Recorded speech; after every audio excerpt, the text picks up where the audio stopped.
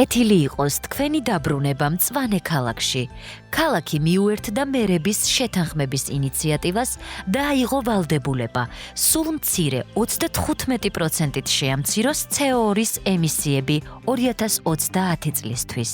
დღეს აივი, ალექსი, სკოტი და ლუნა იკვლევენ შენობებს, რომლებიც ენერგიას ეფექტურად მოიხმარენ. თავდაპირველად ისინი მივიდნენ შენობასთან, რომლის სახურავზე დამონტაჟებულია მზის პანელები. ალექსი სწრაფად ხვდება, რომ ეს პანელები შთანთქავს მზის სინათლეს და სუფთა ელექტროენერგიად გარდაქმნის მას.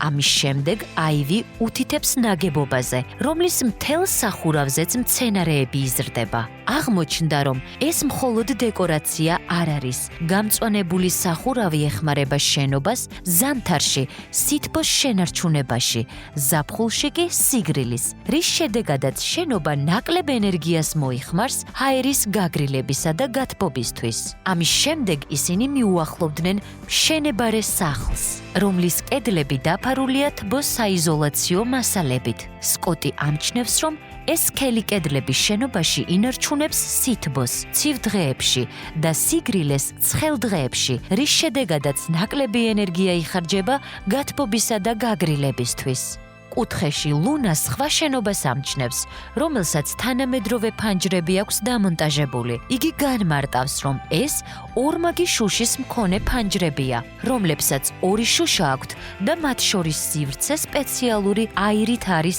სავსე, რის შედეგად სახლი ინარჩუნებს სითბოს ზამთარში და სიგრილეს ზაფხულში და ასევე არ აღწევს ხმაური მთელი წლის განმავლობაში. ამის შემდეგ აივი, ალექსი, სკოტი და ლუნა ხელს იქნევენ დასამშვიდობებლად. მათ ერთი სული აქვთ, ხვალ კვლავ შეხვდნენ ერთმანეთს და მეტი გაიგონ მზის ენერგიის შესახებ.